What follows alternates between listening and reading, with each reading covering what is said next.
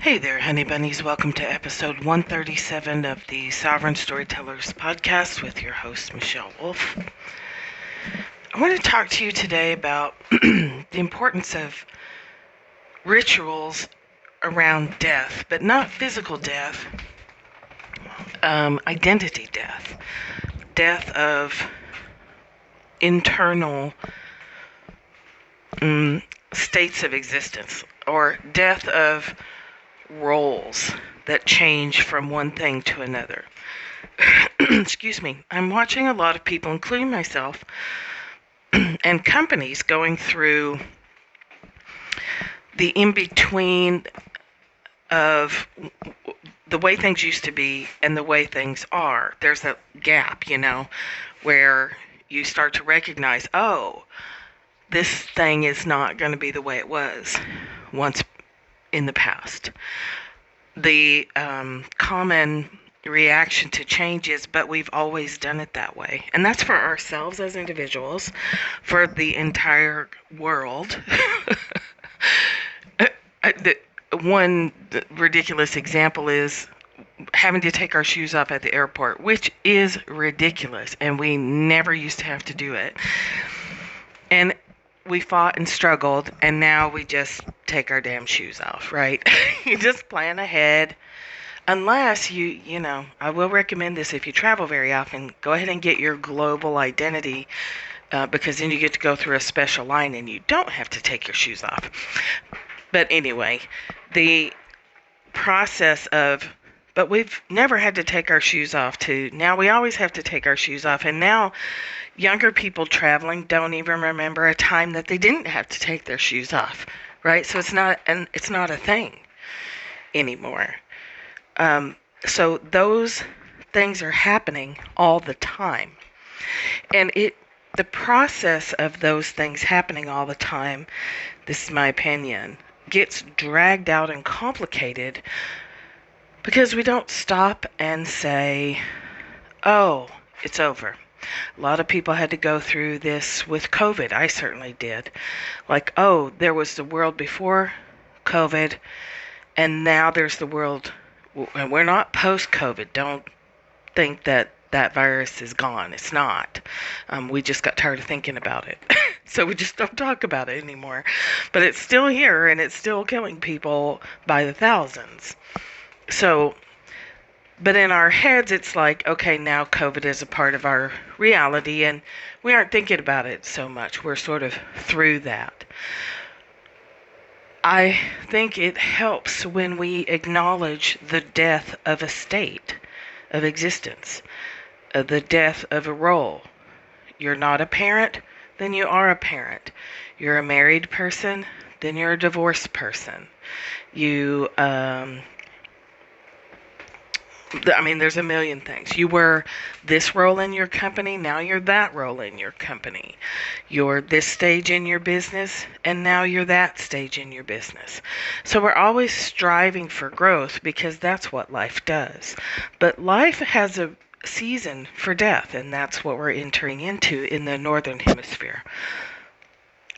September, October, things start to die and pull back, the energy recedes, and we have our period of acknowledging death in the winter.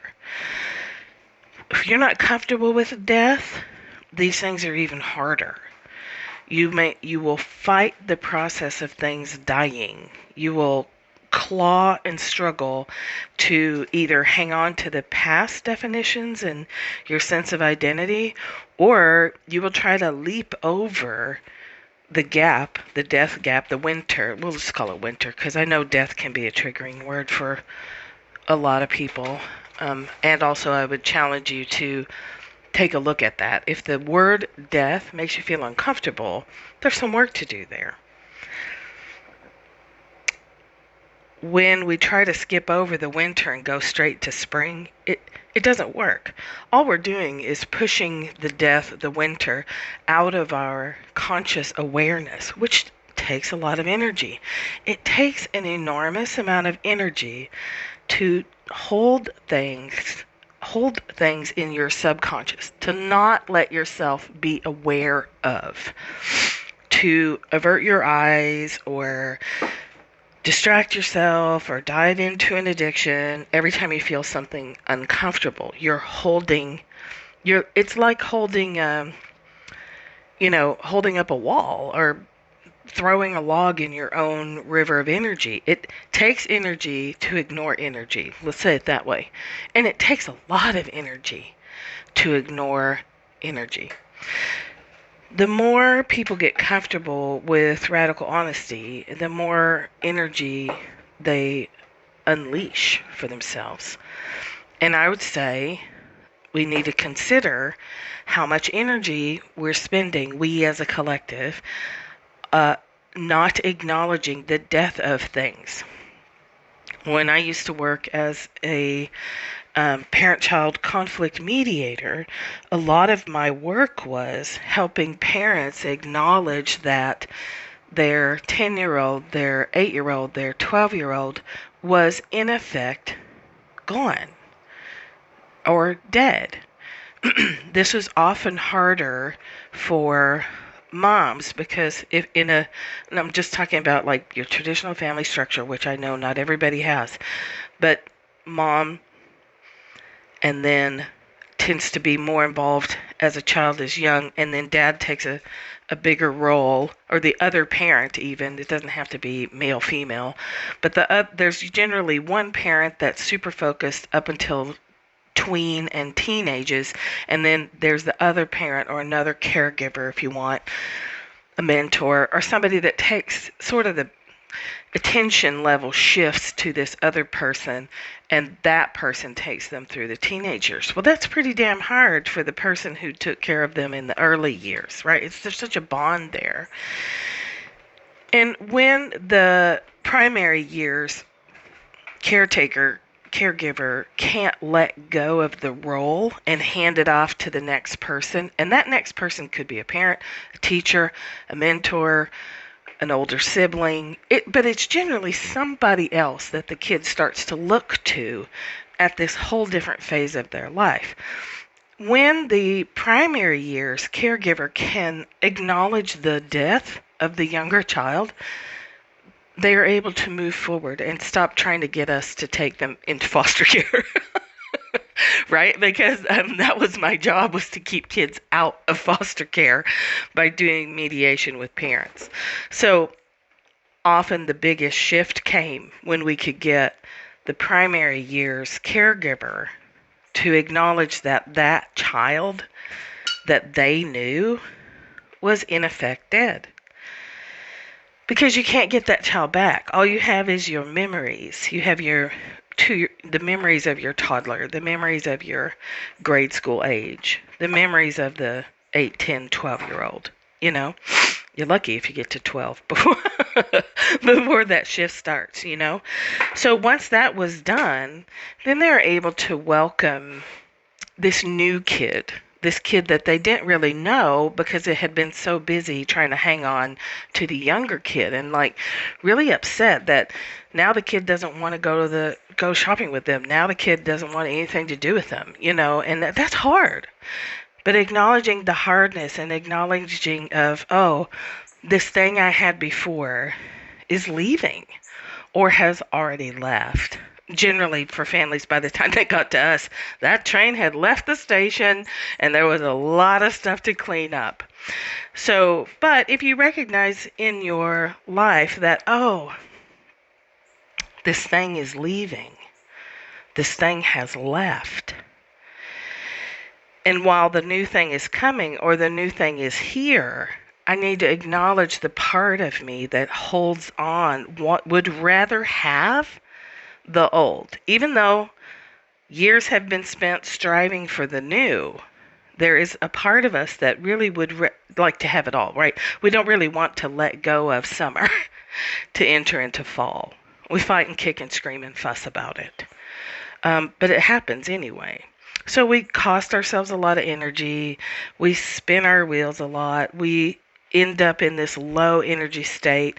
Those aren't the seeds we want to plant for spring, right?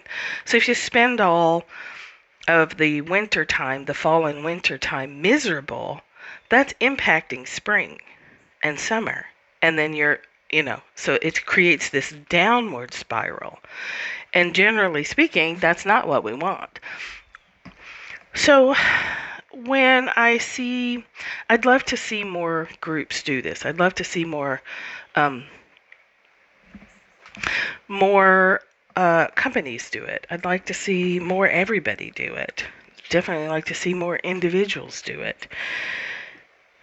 However, to do that requires that you are periodically taking several steps back and objectively looking at your life. What am I going toward?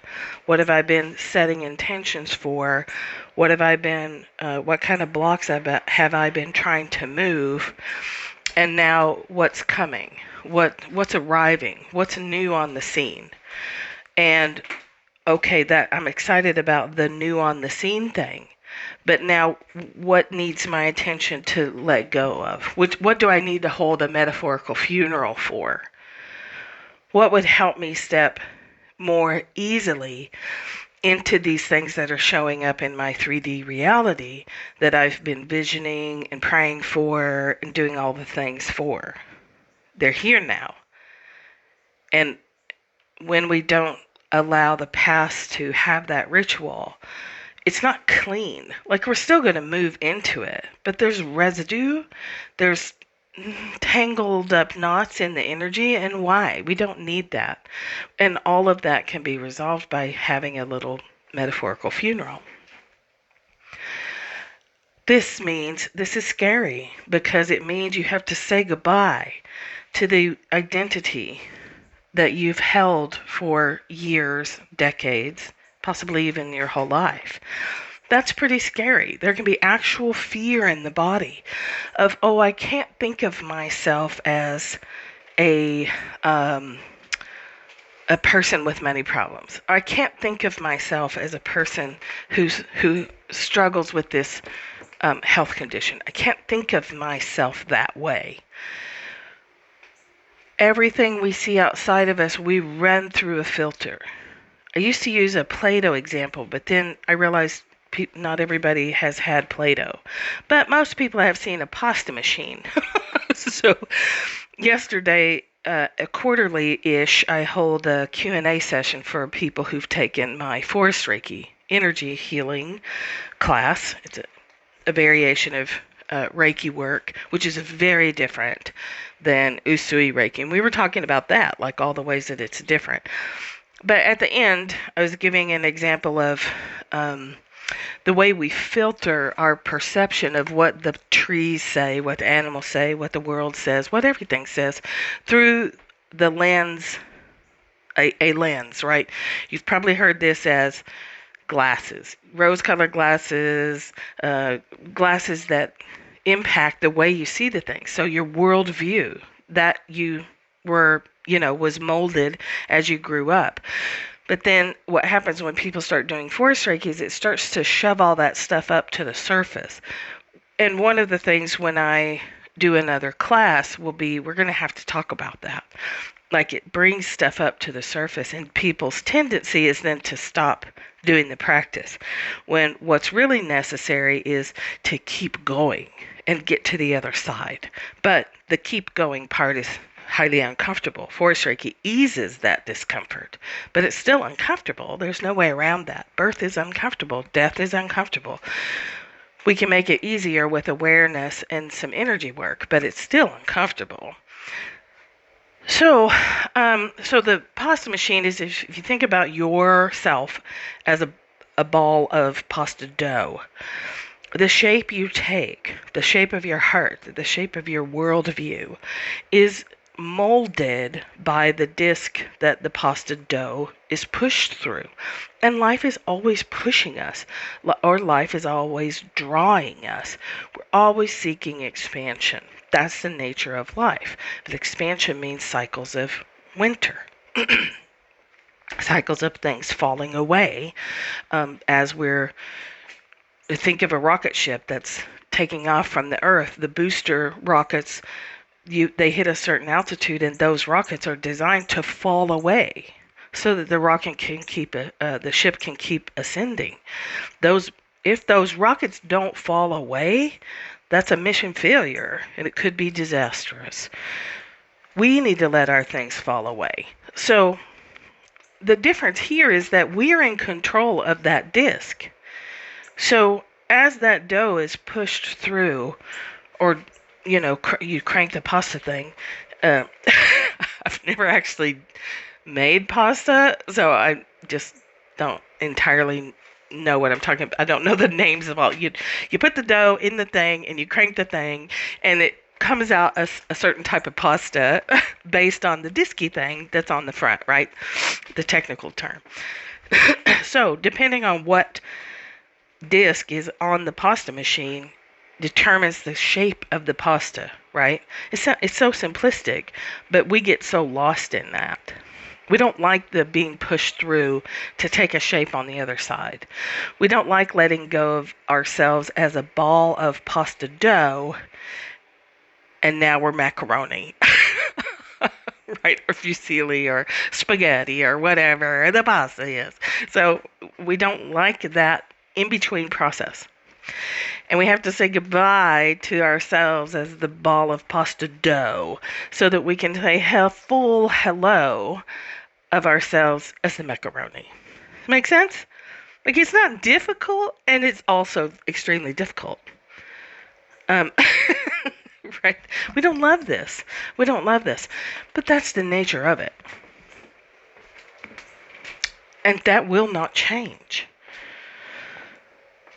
And it goes faster and easier for us when we say this thing is leaving. The plants are dying back. The beautiful poke salad plants in my front yard have turned brown. I don't know what happened to the birds that usually eat all those berries, because there's lots of berries left. I know my neighbors are probably happy because they don't like my poke salad forest. Too bad the birds like it, but I don't know where the birds were, right? Everything is disrupted. So I don't have the beauty of the poke salad plants in the front yard now. They're actually pretty gross looking right now, and I need to go cut them down, or I can just be lazy and let nature take its course, and they'll fall down to the ground eventually. But they look pretty bad, so I'll probably go mow them down. That means I have to say goodbye to the pretty poke salad view, right? If you don't know what that plant is, it's POKE salad. Just Google it. They're very beautiful when they're in full bloom. They have these deep purple berries all over them. They're just gorgeous. They're also poisonous. Point of interest. So it's better for us to say, oh, this thing is hanging there. It's gotten ugly. It's clearly on the death track. Let me just go say goodbye. Let me just say goodbye to myself as that ball of pasta dough. Because I really want to be fusilli. I really want to be spaghetti. I really want to be a macaroni. And I've been working for years to remove all my beliefs about I can't be a macaroni, Like, I've removed all my beliefs about why you can't have money, or why you can't have love, or why health is so difficult for you, or whatever it is you're struggling with. You're working. It will shift. It does shift, and then we freak out. We're like, oh, I don't know. Part of us is going toward these new things appearing, and part of us is like, I'd really rather be the ball of pasta. Can I just stay a ball of pasta? No, you cannot. No, you cannot. You can distort and complicate your expansion, or you can say goodbye to the self you knew and release yourself to fully embrace the new, the other kind of new. Say goodbye to the one you knew so you can be the one that's new. Let's put that on a t-shirt.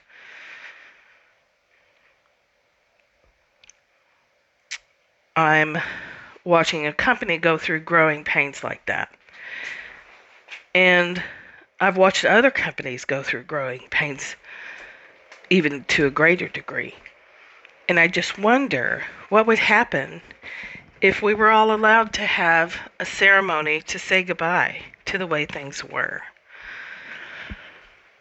and really amp up the joy about what's becoming and amp up the creativity energy around the seeds being planted this fall that we won't see until spring or summer. What would it be like if you held a metaphorical funeral to say goodbye to the part of you that hangs on to your identity of I'm a such and such? Whatever you say, well, I'm a person who, you need to look at that. Well, I'm a person who can't understand money. Well, if you are working to remove money blocks, that's a big one. I'm a person who comes from poverty. I'm a person who just can't ever get my body in the healthiest state possible. I'm a person who doesn't like this or that, or does like this or that. When we say identity, it can be a little bit vague, but you can find how you've constructed your identity, or it's been constructed for you, by looking at those I'm a person who statements. You can make a whole list of that. So how do we do this? There's lots of ways to do it, but one way to do it is to take a piece of paper and write, I'm a person who, I'm a woman who, I'm a man who, I'm a them who, at the top of the paper, and then just start filling that in. I'm a person who, fill in the blank. And then say it again. I'm a person who, I'm this, I'm that, I like this, I don't like that. And you get all that on paper, you can start to see these are the little bits of data that have formed your identity. And they color your worldview. They're your pasta disc. They determine that the pasta shape that keeps coming out is a poverty shape, or a depressive shape, or an Eeyore shape. Because there is clinical depression. We don't want to minimize that. Or it forms the shape of what you're living now. And we have control of that.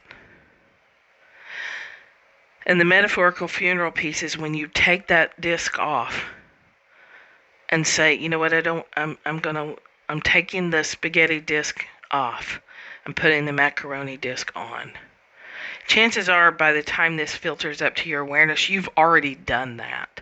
You've already changed the disc, but you need to recognize that the disc is now pumping out macaroni shape. Somewhere along the line, you changed that disc. Because it's such a slow process, we don't recognize it. It's not like one day you wake up and go, oh, I'm going to take this poverty disc off, and I'm going to put the wealth disc on, and bada bing, bada boom, done. It doesn't work like that, right? So, all of your work, all the daily practice that you do, all of the things you strive for and read about, and courses that you take, and meditations that you do, and channelers that you listen to, and all the things you pay attention to, were the process of changing the disc on the pasta machine. That is how you did it.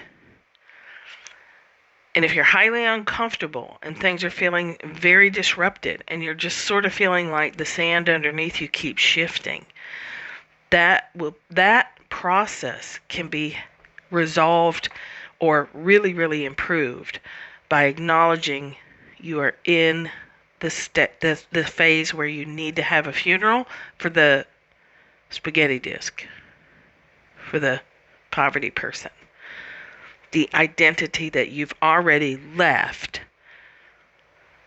And then when you do that, you start to really give focus to the identity you are becoming. That you are becoming. So you take another piece of paper and write, I'm a person who at the top. I'm a person that has found comfort in looking at my budget. Or I'm a person who now feels curious about the stock market instead of like, stock market what? I'm a person who is really interested in all the different kinds of exercise that my body might enjoy. I'm a person who is open to exploring different dietary paths to see which one works best for me. I'm a person who is really devoted to their daily practice, who really doesn't struggle with maintaining a few consistent things. I'm a person this, I'm a person that, I like this, I don't like that. You write yourself a whole new list. I'm telling you, those things are already on the list. You just haven't acknowledged them yet. If you are truly trying to change, not saying you're trying to change and then not actually doing the work, it won't be the same. When you are free yourself, acknowledge that you're in a death process, a dying process, and free yourself of it with a ritual, it just gets easier. Then you aren't like so confused and feeling so destabilized. You're saying, oh yeah, oh, this is actually good news. This is all the work I've done, and now this keeps happening, and oh my gosh, all these good things are happening, and oh, it's so uncomfortable. Oh, that's because I haven't acknowledged that the part of me that was comfortable with sitting in a shitty diaper has died. Oh, and there could be tears about that. It's who you knew yourself as. It's the only thing you knew. You didn't know how to be any other way until you ran across a book or, found someone you connected to and started opening up these doorways. Is this making sense? Saying goodbye to the one you knew so you can fully be the one who is new. Now, here's the next thing I'll add. When you say goodbye and have a little funeral for yourself, hold a little metaphorical funeral. And that can be whatever you want it to be. You can write that I'm a person who papered down and burn it. Or you can just say, hey, thanks, self, for getting me this far in life. And goodbye, and recognize, okay, I am this new person. I am doing things differently. And I apologize if there's a bunch of like shuffly sounds. For some reason my headset keeps moving around. Probably because I'm walking around.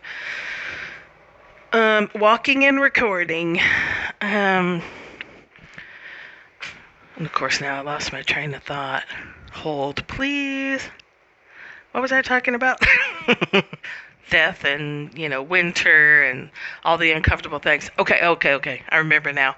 So when you have a death ritual for yourself, a winter ritual for yourself, if you have unresolved feelings about prior deaths, they may come back up. So be aware that it could be an emotional day or a week even. And if it's very, very strong, you may want to get some help with that. Like find your local hospice and talk to a grief counselor. Find a coach who does, grief coaching. Get some help to walk through that if you have a lot of previously unresolved deaths, like actual deaths or metaphorical deaths that you never really acknowledged. If you've been going through your life pretty much resolving things that have died, people who've died, roles that you've outgrown, then this whatever funeral ritual you run for yourself today may not be as painful. But generally there are some tears. There is some sense of loss, because loss it's normal. We're never gonna not have loss, because we're always leaving something behind. We're always changing, which means some part of us is always dissolving, and some part of us is evolving. Some part of us is being born, and some part of us is always dying. We have done a terrible thing to ourselves as a culture, denying the cycle of death. The winter, the season of winter and fall and winter, that like we have to have that to have a healthy spring and a productive summer. We have to have the winter. the death part has to occur. And it's helpful to acknowledge that and decondition ourselves from what we've been trained to view that as a horrifying experience that we try to avoid with a bunch of skin cream and, Botoxing and all the other ways that we try to stay young. Okay. So be aware of that there might be a heavier level of grief if you've got unresolved prior winter seasons that you didn't really acknowledge, okay? So another way you can do that, and I did this for myself, a long time ago, like 2009, like 2006 maybe. I wrote down myself, I did mind map. So I wrote down my name in the middle of a big piece of paper, drew a circle around it, started drawing off every single characteristic that I applied to myself, good and bad.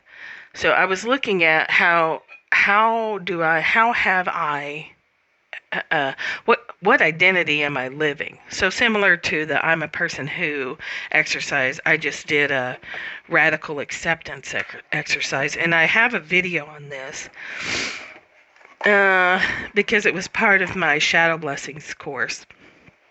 And that course is still available on demand. If you want it, just send me a message or leave a comment and I'll get you a link to it. I think it's like $79 or something, but it's over 40 videos of this kind of work, shadow work. So anyway, the radical acceptance video, you take that piece of paper, you put your name in the middle, and you write down every single way you identify yourself and all the characteristics that you apply to yourself, and take the label off. Like, it's a characteristic. If you gossip, you write down gossip. If you also cheerlead people, which you probably do, you write down cheerlead. You write down messy, neat, all of the ways that you would describe yourself. I'm a person who tends to build up clutter, or I'm a person who can't stand to have things out of order. I'm a person who always folds and puts away the laundry. If you're a person who always folds and puts away the laundry, you're like a miracle person. How do you do that? I wash the laundry, pile it on the ironing board, and then just pull my clothes from. Hello, ADHD. Okay, so after you put all that out on the poster board, you go through and look at and allow yourself to have compassion for the gossipy part or the cluttery part or whatever part you're like, I don't even want to write that down on the paper. The more you don't want to write that down on the paper, the more you need to write it down on the paper. Those are the parts that are logs in your river of energy. They're blocking the flow. They're slowing things down. They're creating whitewater zones that are really dangerous. When you've done that, you can create another poster board with you and the different labels. Now, watch out for if you only want to put positive labels down. That ain't ever going to happen. You're always going to have those parts of you that want to do shady shit. And the way to not do shady shit is to acknowledge that you'd like to. You'd like to say that snotty comment to someone that you don't really like. You'd like to tell that person, I don't like you. Which we're not allowed to do, and we shouldn't do. And also, we frequently have the impulse to. But we don't act on it. If we don't acknowledge that we have that impulse in the first place, that's another log in the river, right? So we're just having all kinds of metaphors today. We've got Play-Doh, we've got pasta machines, we've got rivers, logs in the river. Okay, so when you're writing out the new one, include those parts of you that you know are there. You'd rather they not be there, but you're going to be a grown-up and acknowledge their existence and love them. equally. The gossipy part of you gets equal love as the cheerleader part of you. So some of those pieces are going to carry over. But if you have a label on the other paper that says poverty mindset, and you've been working on that, and you recognize that is dying, and the wealth mindset is already here, or you're in transition to it and it's super uncomfortable, then you would leave off poverty mindset and you would put wealth mindset on the other paper. And then when you catch yourself thinking in poverty terms, you refuse to go down that road. And you say, oh, I used to think in terms of that. I used to have that thing. I used to allow these thoughts to run amok in my head. But now I have a wealth mindset, and I take this energy and I go read a money book, or I go listen to a podcast about the stock market or something. Even if you don't understand it, I do that a lot with new things. Right now I'm listening to a lot of SEO, technical SEO, content SEO, search engine optimization. Content SEO, I know very well, but the technical side I'm having to learn. And a lot of the things, I'm taking a course on it, and a lot of things I hear, I'm like, I have no idea what this woman is talking about, but I still listen to it. So if I wanted to, I could be the old person who's like, oh my God, I can't learn technical SEO. It's so confusing. Oh, la, la, la, la, la. And instead I'm like, oh, I am a person who can learn things. So instead of engaging with this, oh my God, what is she saying energy, I say, you know what, I can listen. I can allow this information to come into my energy field, and it's okay that I don't understand it yet. I'm not supposed to understand it yet. I'm just supposed to be taking the information in to the level that I can take it in, which for some of it is all I can do is listen to what she's saying. I know that eventually it will make sense. It'll all click together, just like website building. It took a while to click together, and I watched a lot of videos, and eventually it was like it clicked together. It's the same with anything you're trying to change. You just bring the information in, and you might not be able to do anything with it today, but I guarantee you things are happening under your conscious awareness. Okay, now I'm starting to go off on a tangent, so I'm going to stop myself and leave you with this. If you are feeling that shifting sand, chaotic, oh my God, what is coming for me? You may even be having nightmares and things of that sort. Just take a break and ask yourself, what needs to die? What is trying to go from summer to fall and fall to winter? What do I need to say goodbye to? What do I need to have a little metaphorical funeral for? What do I need to have a good cry about? And then have that and keep walking forward. Keep doing what you've been doing. But notice how much easier it can get when you acknowledge the death of the old dreams while the new dreams are manifesting all around you. All right, I'll leave it at that. You know where to find me. Pretty much the only thing I'm really promoting is Human Design Foundation readings are available. Of course, channeled readings are available for you. But right now I have the Solution Salon. So this is the business promotion part of the podcast. So if you're not interested in that, feel free to just hang up. Hang up, click stop. So right now what I have going, though, is called the Solution Salon. It's a twice a month live meeting with a Facebook group for in between, where you can really bring just about anything you're struggling with. And you can just come co-work. It's $50 a month or $132 for 3 months at a time. Bring your questions live, and we work on solving those questions right then and there. So all the things you've been dragging your feet about, all the things of, oh, I really need to update my plugins, but I'm scared to, or oh, I really need to write this sales page, but oh God, I just can't find the words, or oh, I really need to launch this course, but I can't figure out the price, or oh, I really need to start exercising, but I can't seem to get my foot out the door, anything that you're struggling with. First of all, group energy dissolves blocks faster than trying to do it on your own. Second of all, there's some technical things that are really simple answers, but when you're in the stress of it, you can't find those answers, and that's what we do. And it's not just me churning out answers. Everyone helps each other. It's a very interactive group, and it's only running until the end of December, and then I'll evaluate and see if we're going to go into 2023. So the Solution Salon is at planethumandesign.com/solutions, plural, solutions. Although the page title is the Solution Salon because it's hard to say the Solution Salon, right?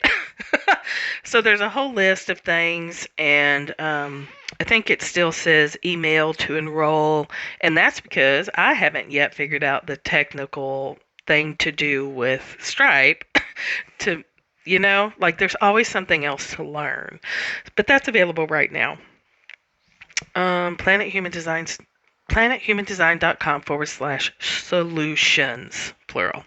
All right, so until we talk again, think less, feel more, sending you so much love, and we'll talk to you later.